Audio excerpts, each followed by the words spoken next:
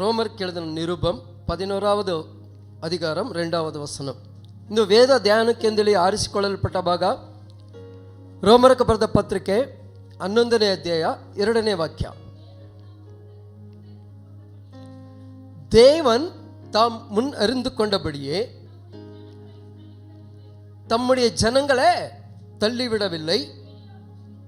எலியாவை குறித்து சொல்லிய இடத்தில் வேதம் சொல்லுகிறதை அறிவீர்களா?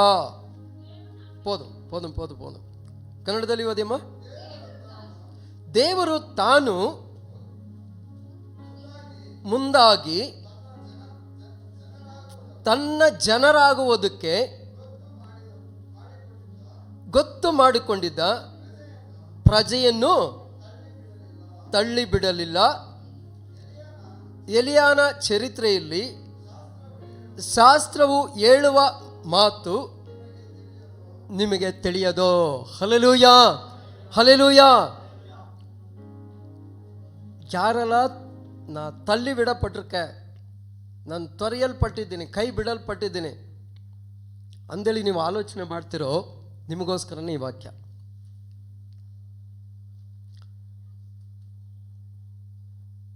ನಾನು ನನ್ನ ಗಂಡನಿಂದ ತೊರೆದು ಬಿಡಲ್ಪಟ್ಟಿದ್ದೀನಿ, ಕೈ ಬಿಡಲ್ಪಟ್ಟಿದ್ದೀನಿ. ನನ್ನ ಹೆಂಡತಿಯಿಂದ ನಾನು ಕೈ ಬಿಡಲ್ಪಟ್ಟಿದ್ದೀನಿ, ತೊರೆದು ಬಿಡಲ್ಪಟ್ಟಿದ್ದೀನಿ. ನನ್ನ ಮಕ್ಕಳಿಂದ ನಾನು ಕೈ ಬಿಡಲ್ಪಟ್ಟಿದ್ದೀನಿ ಅಥವಾ ತೊರೆದು ಬಿಡಲ್ಪಟ್ಟಿದ್ದೀನಿ ಅಂದೇಳಿ ಯಾರೆಲ್ಲ ಆಲೋಚನೆ ಮಾಡ್ತಿದ್ದೀರೋ, ನಿಮಗೋಸ್ಕರನೇ ಈ ವಾಕ್ಯ,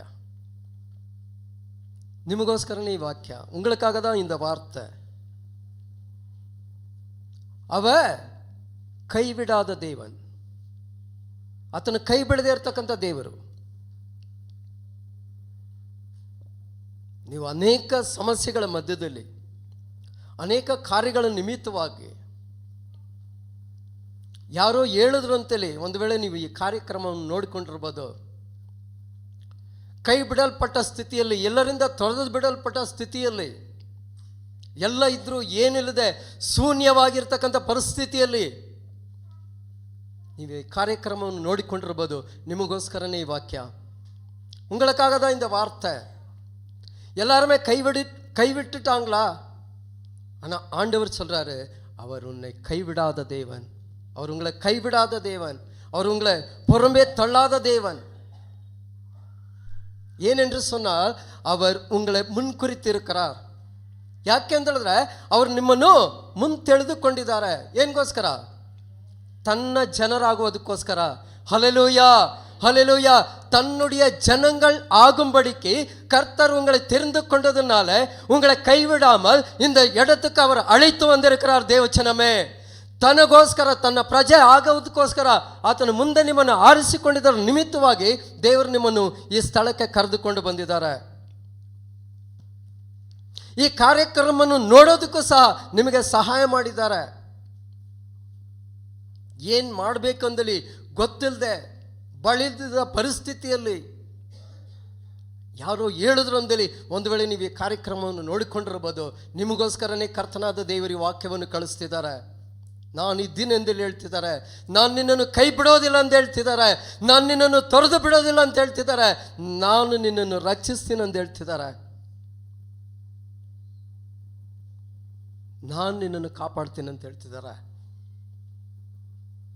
நான் உன்னை காக்கிற தேவன், கைவிடாத தேவன், உன் மீது நான் மனதுருக்கமுள்ள தேவன்.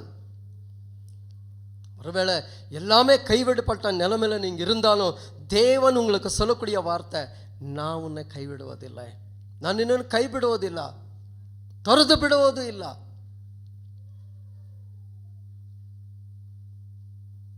அவர் ஏன் என்று சொன்னால் குறித்தபடினால ನಮ್ಮನ್ನು ಮುನ್ ತಿಳಿದುಕೊಂಡಿದ್ದಾರೆ. ಆತನ ಜನರಾಗುವುದಕ್ಕೋಸ್ಕರ, அவருடைய ஜனங்கள் ஆகும்படிக்கு நம்மை முன்குறித்தபடினால தேவன் நம்மை கைவிடாமல் இருக்கிறார். ದೇವಚನಮೇ, ಹಲ್ಲೆಲೂಯಾ, ಹಲ್ಲೆಲೂಯಾ. ಒಂದು ವೇಳೆ ನಿಮ್ಮ ಪರಿಸ್ಥಿತಿಗಳು ನೀವು ಒಂದು ಸಾರಿ ಆಲೋಚನೆ ಮಾಡ್ತು ಅಂತ ಹೇಳಿದ್ರೆ, ಇಂದು ನೀವು ಇಲ್ಲ ಇರ್ತಕ್ಕಂಥ ಪರಿಸ್ಥಿತಿನೇ ಇಲ್ಲ. ಇದ್ರೂ ನೀವು ಜೀವದಿಂದ ಇದ್ದೀರಂದ್ರೆ, ಈ ಸ್ಥಳದಲ್ಲಿ ನೀವು ಇದ್ದೀರಂದ್ರೆ ದೇವರು ನಿಮ್ಮನ್ನು ಮುಂದೆ ತಿಳಿದುಕೊಂಡಿದ್ದಾರೆ. ಕಾರಣ ಏನಗಂದ್ರೆ ಆತನ ಪ್ರಜೆ ಆಗೋದಕ್ಕೋಸ್ಕರ, ಆತನ ಜನರಾಗೋದಕ್ಕೋಸ್ಕರ.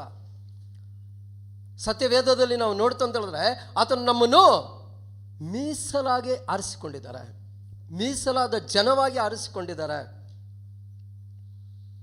ನೀವು ಜನಿಸಿದ ಮೇಲೆಲ್ಲ ನೀವು ನಿಮ್ಮ ತಾಯಿಯ ಗರ್ಭದಲ್ಲಿ ಇನ್ನೂ ಪಿಂಡವಾಗಿ ಮಾರೋದಕ್ಕೂ ಮುಂಚಿತವಾಗಿ, ನೀವು ರೂಪಿಸಲ್ಪಡೋದಕ್ಕೂ ಮುಂಚಿತವಾಗಿಯೇ ಕರ್ತನಾದ ದೇವರು ನಿಮ್ಮನ್ನು ಆರಿಸಿಕೊಂಡದರ ನಿಮಿತ್ತವಾಗಿದ ನಿಮ್ಮನ್ನು ಕೈ ಬಿಡದೇ ಇದ್ದಾರೆ ದೇವಜನವೇ. Hallelujah, hallelujah. ಎಷ್ಟೋ ಮಕ್ಕಳು ನೀವು ನೋಡ್ತಂತಂದ್ರೆ ಅದು ಪಿಂಡವಾಗಿ ಇರುವಾಗಲೇ ಅದು ಏನಾಗೋಗುತ್ತೆ, ಕಳೆದು ಹೋಗುತ್ತೆ. நிறைய நேரங்களில் நீங்கள் பார்த்தீங்களன்னு சொன்னால் அது இன்னும் கருவியாக இருக்கும்போதே அது என்ன ஆயிடுது, அபாஷன் ஆயிடுது. பார்த்துருப்பீங்க, கேட்டிருப்பீங்க. ஆண்டவர் நம்மை அந்த சூழ்நிலைக்கு விடாமல் நம்மை பாதுகாத்து பராமரித்து இந்த உலகத்தை காணும்படிக்கு எதுக்கு அழைத்து வந்தாரோ அது அவருக்கு மட்டுமே தெரியும். அவருடைய திட்டம் ஒன்று இருக்கிறது உங்களை குறித்து, ನಿಮ್ಮನ್ನು ಕುರಿತು ಆತನ ಉದ್ದೇಶ ಒಂದಿದೆ. ಅದರ ನಿಮಿತ್ತವಾಗಿದ ನಿಮ್ಮ ತಾಯಿ ಗರ್ಭದಲ್ಲಿ ಆತನು ನಿಮ್ಮನ್ನು ಪರಾಮರಿಸಿ ಕಾದು ಈ ಲೋಕಕ್ಕೆ ತೆಗೆದುಕೊಂಡು ಬಂದಿದ್ದಾರಂದರೆ ನಿಮ್ಮ ಪ್ರತಿ ಒಬ್ಬರನ್ನು ಕುರಿತು ಆತನ ಉದ್ದೇಶ ಒಂದು ಉಂಟು. ಆತನ ಉದ್ದೇಶವನ್ನು ನೆರವೇರಿಸೋ ತನಕ ಕರ್ತನಾದ ದೇವರು ನಿಮ್ಮನ್ನು ಕೈ ಬಿಡೋದಿಲ್ಲ. உங்கள் மீது வைத்த அவருடைய திட்டத்தை நிறைவேற்ற வரைக்கும் தேவன் உங்களை கைவிடுவதில்லை. ஹல்லேலூயா, ஹல்லேலூயா. உங்களை ஒவ்வொருவரை குறித்தும் கர்த்தருடைய திட்டம் ஒன்று இருக்கிறது. ನಿಮ್ಮ ಪ್ರತಿಯೊಬ್ಬರನ್ನು ಕುರಿತು ಆತನ ಉದ್ದೇಶ ಒಂದುಂಟು. ಒಂದು ವೇಳೆ ನೀವು ಆಲೋಚನೆ ಮಾಡ್ಬೋದು, ನನಗೆ ವಿದ್ಯಾಭ್ಯಾಸ ಇಲ್ಲ, ನಾನು ಏನು ಮಾಡಲಿಕ್ಕೆ ಸಾಧ್ಯ ದೇವರಿಗಂತೇಳಿ. ಅದು ನಿಮಗೆ ಗೊತ್ತಿಲ್ಲದೆ ಇದೆ, ಆದರೆ ದೇವರು ಗೊತ್ತು ನೀವು ಆತನಿಗೆ ಅವಶ್ಯಕತೆ ಅಂತೇಳಿ, ನೀವು ಆತನಿಗೆ ಬೇಕು ಅಂತೇಳಿ. ಅದಕ್ಕೋಸ್ಕರನೇ ನಿಮ್ಮನ್ನು ಆತನ ಆರಿಸಿಕೊಂಡಿದ್ದಾರೆ. நீங்கள் நினைக்கலாம் நான் படிக்கல, என்னால் ஒன்றும் முடியாது, நான் என்ன செய்ய முடியும் அன்ட்டு உங்களுக்குள்ளாக நீங்கள் கேள்வி கேட்கலாம். ஆனால் தேவனுக்கு தெரியும் உங்களை கொண்டு என்ன காரியம் செய்ய வேண்டுமோ அதை நிச்சயமாக அவர் செய்து முடிக்க வல்லவர். ಅದನ್ನು ಖಂಡಿತವಾಗ್ಲೂ ಮಾಡಿ ಮುಗಿಸ್ತಾರೆ. ಅದನ್ನು ಯಾರೂ ತಡೆಯೋದಕ್ಕಾಗೋದಿಲ್ಲ. ஆனால் அந்த நேரம் வரைக்கும், அந்த காலம் வர வரைக்கும் நீங்கள் என்ன செய்யணும், அவருடைய கரத்துக்குள்ளாக ಅಡಂಗಿರಕ வேண்டும். Hallelujah, hallelujah. ಆ ಸಮಯ ಬರೋ ತನಕ ಆತನು ನಿಮ್ಮನ್ನು ತೆಗೆದು ಆತನ ಕಂದಲ್ಲಿ ಉಪಯೋಗಿಸೋ ತನಕ ಆತನ ಕೈಯಲ್ಲಿ ನೀವು ಅಡಕವಾಗಿರಬೇಕು, ಅಡಂಗಿರುಕணும், அடக்கமாயிருக்கணும். அது பயங்கரமாக இருக்கும், அது பயங்கரமாக இருக்கும். அவசரப்படாமல் அந்த நேரம் வர வரைக்கும், அவரை சொல்ற வரைக்கும் நீங்கள் அடங்கி இருந்தீர்கள் என்று சொன்னால் உங்கள் மூலியமாக அவர் செய்யக்கூடிய காரியங்கள் அது பயங்கரமாக இருக்கும். Hallelujah, hallelujah. ಆತನ ಸಮಯ ಬರೋ ತನಕ, ಆತನ ಕಾರ್ಯಗಳು ನಿಮ್ಮ ಮೂಲಕವಾಗಿ ನೆರವೇರಿಸೋ ತನಕ, ಆತನ ಹೇಳೋ ತನಕ ನೀವು ಕಾದಿದ್ರು ಅಂತ ಹೇಳಿದ್ರೆ ನಿಮ್ಮನ್ನಿಟ್ಟು ನಿಮ್ಮ ಮೂಲಕವಾಗಿ ಆತನ ಮಾಡ್ತಕ್ಕಂಥ ಕಾರ್ಯಗಳದು ಭಯಂಕರವಾಗಿರ್ತದೆ. ನಿಮ್ಮ ಆಲೋಚನೆಗೂ ಮೀರಿ ಅಲ್ಲ, ಜನರ ಕಣ್ಣುಗಳಿಗದು ஆச்சரியವಾಗಿರ್ತದೆ, அது ஆச்சரியமாக இருக்கும். ஆனால் அது வரைக்கும் என்ன செய்யக்கூடாது, அவசரப்படக்கூடாது, அவசரப்படக்கூடாது. அவசரப்பட்டீங்களன்னு சொன்னால் கடைசியில் கஷ்டம்தான். ಆ ಸಮಯ ಬರೋ ತನಕ ನಾವು ಕಾದಿರಬೇಕು, ಕಾದಿರಬೇಕು. ಅದ ನಾವು ವಾಕ್ಯದಲ್ಲಿ ನಾವು ನೋಡ್ತೀವಿ, ಕರ್ತನ ಕಾದಿರುವವರು ಹೊಸ ಬಲವನ್ನು ಹೊಂದಿ ಹದ್ದುಗಳಂತೆ ಹಾರಾಡುವರು, ಅವರಿಗೆ ಯೌವನ ಬರುವುದು ಅಂತೇಳಿ. கர்த்தருக்கு காத்திருப்பவர்களோ புது பலனடைந்து கழுகுகள் போல சட்டைகளை அடித்து பறப்பார்கள் என்று உயர பறப்பார்கள் என்று எழுதப்பட்டிருக்கிறது. அப்ப காத்திருக்கணும். எங்க காத்திருக்கணும்? ಕರ್ತೃಡಿಯ ಸಮೂಹದಲ್ಲಿ ಕಾತಿರ್ಕணும். ದೇವ ಸಮೂಹದಲ್ಲಿ ನಾವು ಕಾದಿರ್ತಕ್ಕಂಥವರಾಗಿರ್ಬೇಕು.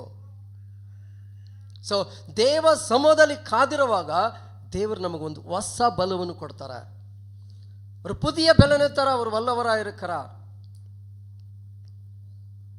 ஏனென்று சொன்னால் அவர் வாக்கு மாறாத தேவன், ಆತನು ಮಾರದಿದ್ದಂಥವರು, ವಾಕ್ಯ ಮಾರದಿದ್ದಂಥ ದೇವರು. ಅವಾಗ ದೇವ ಸಮೂಹದಲ್ಲಿ ನಾವು ಕಾದಿರ್ತಕ್ಕಂಥವರಾಗಿರಬೇಕು. ಕೀರ್ತನೆಗಳು 94:14 ವಾಕ್ಯ ಓದಿ. ಸಂಗೀತಂ 94:14 வசனத்தை வாசிங்களேன்.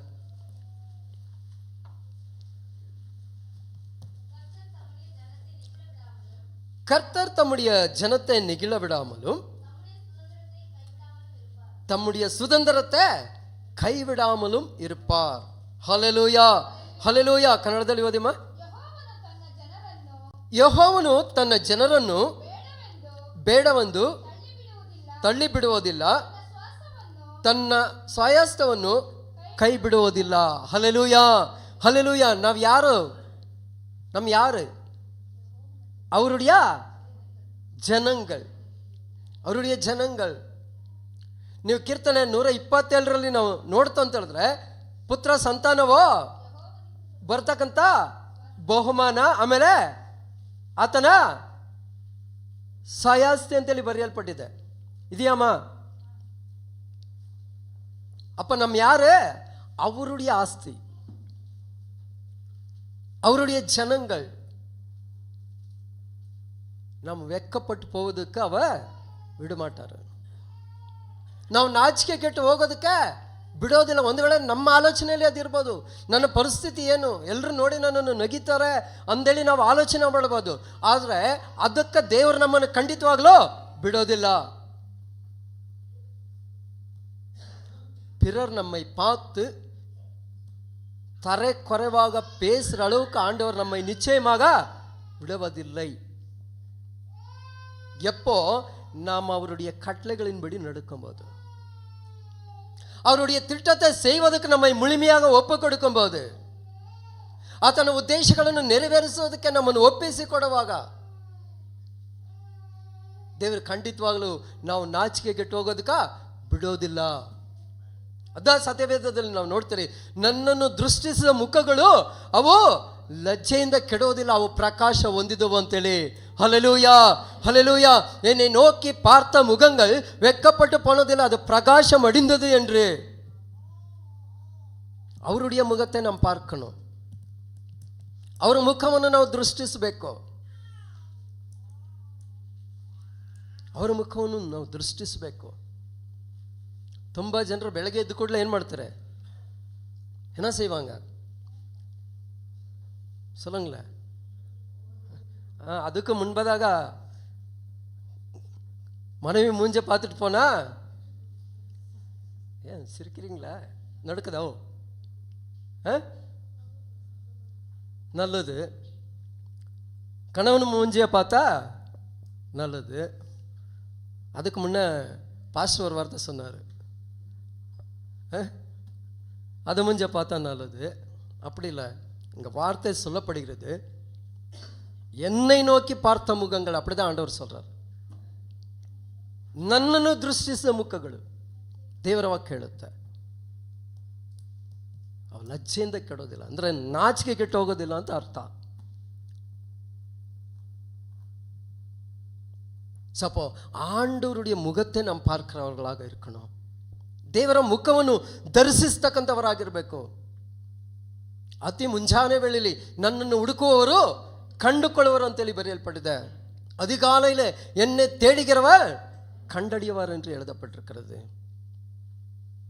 இந்த அதிகாலை கேட்டு கேட்டு கேட்டு போதாயிடுச்சேன்னு நினைக்கிறீங்களா?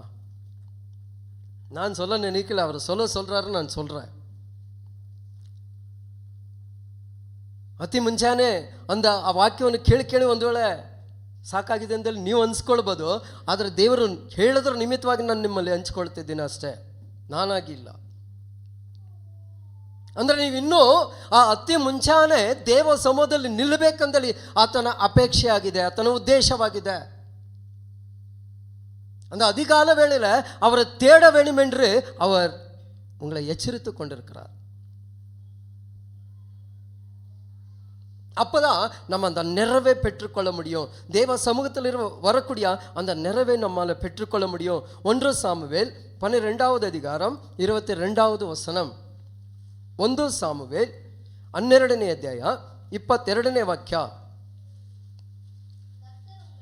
கர்த்தர் உங்களை தமக்கு ஜனமாக்கிக் கொள்ள பிரியமானபடியினால் கர்த்தர் தம்முடைய மகத்துவான் நாமத்தின் நிமித்தமாய் ತಮ್ಮದು ಜನತೆ ಕೈಬಿಡ ಮಾಟಾರ್. Hallelujah, hallelujah. ಕನ್ನಡದಲ್ಲಿ ಓದಿಯಮ್ಮ.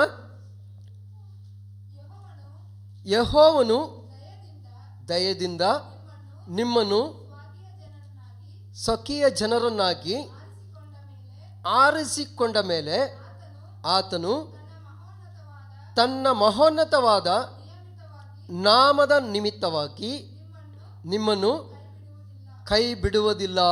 ஹல்லேலூயா, ஹல்லேலூயா. அவர் உங்களை சொந்த ஜனங்களாக என்ன செஞ்சிருக்காரு? ஏற்றுக்கொண்டிருக்கிறார்.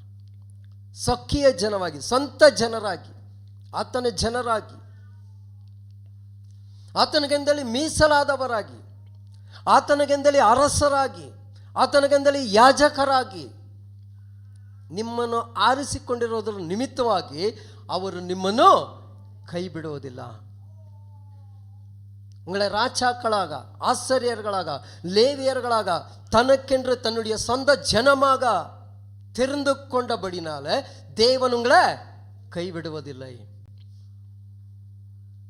ಸಖಿಯ ಜನವಾಗಿ ನಿಮ್ಮನ್ನು ಆರಿಸಿಕೊಂಡಿರೋದ್ರ ನಿಮಿತ್ತವಾಗಿ ಆತನು ನಿಮ್ಮನ್ನು ಕೈ ಬಿಡೋದಿಲ್ಲ. ದೇವಚನವೇ, ನೀವು ಒಂದು ವೇಳೆ ಅನೇಕ ಬಾರಿ ಪ್ರಶ್ನೆ ಮಾಡ್ಬೋದು, ನನ್ನನ್ನು ಎಲ್ಲ ಕೈ ಬಿಟ್ಬಿಟ್ರು, ನನ್ನಲ್ಲಿ ಇರೋ ತನಕ ಎಲ್ಲರೂ ಇದ್ರು, ಈಗ ಏನಿಲ್ಲ, ಎಲ್ಲರೂ ಕೈ ಬಿಟ್ಬಿಟ್ರು ಅಂತಲೇ. ಇಲ್ಲ, ಅದ ಕೀರ್ತನೆಯಲ್ಲಿ ನಾವು ಓದ್ರೆ, ತಂದೆ ತಾಯಿಗಳು ನಿನ್ನನ್ನು ತೊರೆದು ಬಿಟ್ಟರು, ನಾನು ನಿನ್ನನ್ನು ಸೇರಿಸಿಕೊಳ್ತೇನೆ. ಹಲ್ಲೆಲೂಯಾ. எல்லாமே கைவிட்ட நிலைமையிலையும் தேவன் உங்களை சேர்த்து கொண்டிருக்கிறார். தேவன் உங்களை பராமரித்திருக்கிறார். தேவன் உங்களை தன்னிடத்துக்கு அழைத்து வந்திருக்கிறார். ತಂದೆ ತಾಯಿಗಳು ತೊರೆದು ಬಿಟ್ಟರು ಸರಿ, ದೇವರು ನಿಮ್ಮನ್ನು ಸೇರಿಸಿಕೊಂಡಿದ್ದಾರೆ. ಅದರ ನಿಮಿತ್ತವಾಗಿ ನೀವು ಇಲ್ಲಿದ್ದೀರಿ. ಕಾರಣ ನೀವು ಆತನಕ್ಕೆ ಜನರು, ಆತನ ಸ್ವಂತ ಜನರು. ನಮ್ಮ ಯಾರೇ ಕುರಿತು ಇವಂಗೆ ಸ್ವಂತಗಾರರನ್ನು சொல்கிறோம், ಯಾರನ್ನ ನೋಡಿ ಹೇಳ್ತೀರಿ? ಇವರು ನಮ್ಮ ಸ್ವಂತದವರು, ನಮ್ಮ ಬಂಧುಗಳು ಅಂತೇಳಿ ಯಾರನ್ನ ಹೇಳ್ತೀರಿ? ತುಂಬ ಹತ್ರ ಸಂಬಂಧದವರನ್ನು, ರಕ್ತ ಸಂಬಂಧ ಅಂತ ಹೇಳ್ತಾರಲ್ವಾ, ಅವ್ರನ್ನ ತುಂಬ ಹತ್ರವಾದವರನ್ನು ನಾವೇನು ಹೇಳ್ತೀರಿ? ಇವರು ನನ್ನ ಸಂಬಂಧಿಕರು ಅಂತೇಳಿ ಹೇಳ್ತೀರಿ, ನನ್ನ ಸ್ವಂತದವರು ಅಂತೇಳಿ ಹೇಳ್ತೀರಿ. ಆವಾಗ ದೇವರು ನಮ್ಮನ್ನು ಆ ಸ್ವಂತ ಜನವಾಗಿ ಮಾಡಿಕೊಳ್ಳೋದಕ್ಕೆ ಆತನ ಕೊಟ್ಟ ಕ್ರಯ ಏನು ಅಂತ ಹೇಳಿದ್ರೆ, ತನ್ನ ಜೀವ, ತನ್ನ ರಕ್ತ. அவர் நம்மை சொந்த ஜனங்களாக ஏற்றுக்கொள்வதற்கு அவர் கொடுத்த ஒரு கிரயம் இருக்கிறது. என்னது? அவருடைய ரத்தத்தை நமக்காக சிந்தி இருக்கிறார். அவருடைய ஜீவனை நமக்காக கொடுத்ததா நம்ம என்ன செஞ்சிருக்காரு? சொந்த ஜனமாக ஏற்றுக்கொண்டிருக்கிறார். தேவச்சனமே, இப்போ இந்த பொருளுக்கு காசு கொடுத்தா வந்துடுது, அப்படிதானே? காசு கொடுத்தா நிறைய பேருடைய சிந்தனை எப்படின்னா, காசு இருந்தா எதையும் செஞ்சிடலாம், எதையும் வாங்கிடலாம் அந்த நினைப்பு. ஆனால் ஒரு மனுஷனுடைய உள்ளத்தை நீங்கள் அவன அளவுக்கு பணத்தை கொட்டினாலே வாங்க முடியாது. ஏன்னா அதில் அவர் வாசம் பண்ணுகிறார். அவர் மட்டும்தான் அதை என்ன செய்ய முடியும்? தனக்கென்று உறுதியாக எடுத்துக்கொள்ள முடியும். ನೀವು ಹಣ ಕೊಟ್ಟು ಈ ಲೋಕದಲ್ಲಿ ಏನು ಬೇಕಾದರೂ ತೆಗೆದುಕೊಳ್ಬೋದು, ಹೃದಯನ ಬಿಟ್ಟು. ಕಾರಣ ಆ ಹೃದಯದಲ್ಲಿ ವಾಸಿಸ್ತಕ್ಕಂಥವ್ರದ್ದು ಕರ್ತನಾದ ಯೇಸು ಕ್ರಿಸ್ತನು. ಅದು ಆತನಿಗೆ ಮಾತ್ರನೇ ಸ್ವಂತ. ಆತನು ಸ್ವಂತ ಮಾಡಿಕೊಳ್ಳೋದಕ್ಕೋಸ್ಕರ ತನ್ನ ರಕ್ತವನ್ನು ಸುರಿದಿದ್ದಾರೆ, ತನ್ನ ಜೀವವನ್ನು ಕೊಟ್ಟಿದ್ದಾರೆ. நம்மை சொந்தமாக கொள்ளுவதற்கு அவருடைய ரத்தத்தை சிந்திருக்கிறார். தேவச்சனமே, சொந்த ஜனமாக மாற்றிக்கொள்வதற்கு. அதனால தான் நாம் இந்த இடத்துல இருக்கிறோம். அதனால தான் அவர் சொல்றாரு, நான் உன்னை கைவிடுவதில்லை என்று. ತನ್ನ ರಕ್ತವನ್ನು ನಮಗೋಸ್ಕರ ಸುರಿಸಿರೋದ್ರ ನಿಮಿತ್ತವಾಗಿ, ತನ್ನ ಜೀವನ ನಮಗೋಸ್ಕರ ಕೊಟ್ಟಿರೋದ್ರ ನಿಮಿತ್ತವಾಗಿ ಅವ್ರು ಹೇಳ್ತಾರೆ, ನಾನು ನಿಮ್ಮನ್ನು ಕೈ ಬಿಡೋದಿಲ್ಲ ಅಂತೇಳಿ. ಕೈ ಬಿಡೋದಿಲ್ಲ ಅಂತೇಳಿ. நம்ம கஷ்டப்பட்டு சம்பாதிச்சு ஒரு பொருளை வாங்கியிருப்போம்னு சொன்னால் அதை எவ்வளோ பத்திரமா நம்ம வைப்போம். யாரும் அதை என்ன செஞ்சிடக்கூடாது, தொடக்கூட சில நேரத்தில் விட மாட்டோம். ನಾವು ಕಷ್ಟಪಟ್ಟು ಸಂಪಾದನೆ ಮಾಡಿ ಒಂದು ವಸ್ತುವನ್ನು ನಾವು ತೆಗೆದುಕೊಂಡಿತ್ತು ಅಂತ ಹೇಳಿದ್ರೆ ಅದನ್ನು ಮುಟ್ಟೋದಕ್ಕೂ ಸಹ ನಾವು ಬಿಡೋದಿಲ್ಲ. ಬಿಡ್ತೀರಾ? அது இந்த சின்ன குழந்தைங்களை பார்த்தீங்கன்னு சொன்னால் ஒருவேளை அவங்க சேவிங்ஸ் பண்ணி ஒரு சின்ன பென்சில் வாங்கினாலையும் யாருக்குமே அது கொடுக்க மாட்டாங்க. பார்த்துருக்கீங்களா? அதை தொட்டாலே என்னதுன்னு சொல்லுவாங்க, ತೊಡಾದன்னு சொல்லுவாங்க. பார்த்துருக்கீங்களா? ನೋಡಿದ್ದೀರಾ?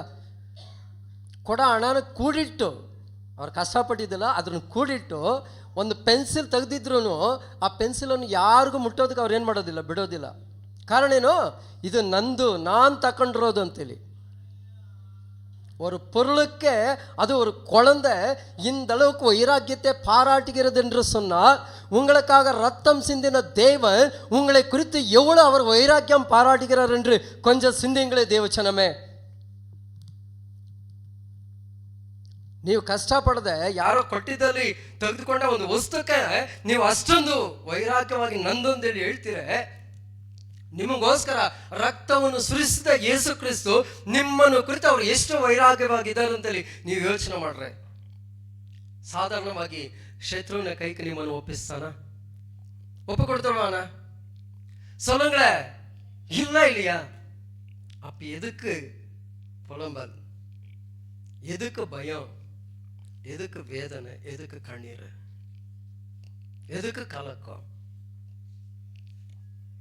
ಮತ್ತೆ ಯಾಕೆ ನೀವು ಅಷ್ಟೊಂದು ಚಿಂತಿಸ್ತೀರಿ? ಯಾಕೆ ಅಷ್ಟೊಂದು ಬಳಲ್ತೀರಿ? ಯಾಕೆ ಕಣ್ಣೀರು ಸುರಿಸ್ತೀರಿ? ಅಂದ್ರೆ ನಿಮ್ಮಲ್ಲಿ ಇನ್ನೂ ಆ ದೃಢತ್ವ ಬಂದಿಲ್ಲ. ನಾನು ಆರಾಧಿಸ್ತಕ್ಕಂಥ ದೇವರು ನನಗೋಸ್ಕರ ಜೀವ ಕೊಟ್ಟಿದ್ದಾರೆ,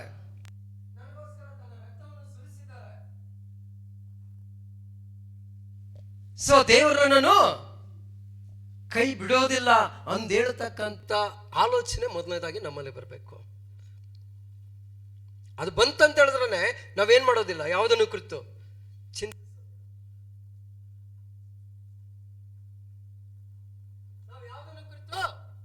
ಆಲೋಚಿಸೋದಿಲ್ಲ. ಸೊ ಅದಿಲ್ಲದೆ ಇರ್ತಕ್ಕಂಥ ಪರಿಸ್ಥಿತಿಯಲ್ಲಿದ ನಾವೇನ್ ಮಾಡ್ತಿದ್ರೆ, ಚಿಕ್ಕ ಚಿಕ್ಕ ಕಾರ್ಯಗಳಕ್ಕೆಲ್ಲ ನಾವೇನ್ ಮಾಡ್ತಿದ್ರೆ, ಬಳಲ್ತಿದ್ದೀರಿ. நமக்கு அந்த மன உறுதி இல்லாதபடினாலதான் சின்ன காரியம் வந்தாலும் நம்மளால என்ன செய்ய முடியாது, ஜீர்ணிக்க முடியாது. நான் இருக்கிறத விட சொல்லுங்களேன். ஆமா, உங்களை சாகிறதுக்காக ஆண்டவர் இந்த இடத்துக்கு அனுப்பல, இந்த உலகத்துக்கு அவர் அனுப்பல. உங்களை கொண்டு தனக்கென்று ஒரு காரியத்தை செய்வதற்காக தான் உங்களை அனுப்பியிருக்கிறார். ನಾನು ಇರೋದಕ್ಕಿಂತಲ ಸಾಯೋದೇ ವಾಸೆ ಅಲ್ವಾ? ಇಲ್ಲ, ಅದಕ್ಕೋಸ್ಕರ ದೇವರು ನಿಮ್ಮನ್ನು ಕಳಿಸ್ಲಿಲ್ಲ ಈ ಭೂಮಿಗೆ. ಅದಕ್ಕೋಸ್ಕರ ದೇವರು ನಿಮ್ಮನ್ನು ತನ್ನ ಸ್ವಂತ ಜನವಾಗಿ ಆರಿಸಿಕೊಂಡಿಲ್ಲ. ನಿಮ್ಮ ಪ್ರತಿ ಒಬ್ಬರನ್ನು ಕುರಿತು ಆತನು ಏನೋ ಒಂದು ಕಾರ್ಯವನ್ನು ಮಾಡಬೇಕು, ಅದಕ್ಕೋಸ್ಕರನೇ ನಿಮ್ಮನ್ನು ಜೀವದಿಂದ ಇಟ್ಟಿದ್ದಾರೆ. ನೀವು ಅನೇಕ ಬಾರಿ ನನಗೆ ಜೀವ ಬೇಡ ಅಂತೇಳಿ ತ್ಯಜಿಸಲ್ಪಟ್ಟವರಾಗಿ ಜೀವವನ್ನೇ ತೆಗೆದುಕೊಳ್ಳೋದಕ್ಕೆ ನೀವು ಯತ್ನಿಸಿರ್ಬೋದು, ಪ್ರಯತ್ನ ಮಾಡಿರ್ಬೋದು. ಜೀವದಿಂದ ಇದ್ದೀರಂತ ಹೇಳಿದ್ರೆ ಅದು ದೇವ ಕೃಪೆ. ದೇವ ಕೃಪೆ ನಿಮ್ಮನ್ನಿಟ್ಟು ತನಗೋಸ್ಕರ ಒಂದು ಕಾರ್ಯವನ್ನು ಮಾಡಬೇಕನ್ನೋದಕ್ಕೋಸ್ಕರನೇ ದೇವರು ನಿಮ್ಮನ್ನು ಜೀವದಿಂದ ಇಟ್ಟಿದ್ದಾರೆ. ದೇವಚನವೇ, நீங்க பல நேரங்களில் உங்களை நீங்களே மாய்த்து கொள்ளும்படிக்கு நீங்க போயிருக்கலாம். இருந்தாலும் இன்னைக்கு நீங்கள் உயிரோடு கூட இருக்கிறீர்கள் என்று சொன்னால்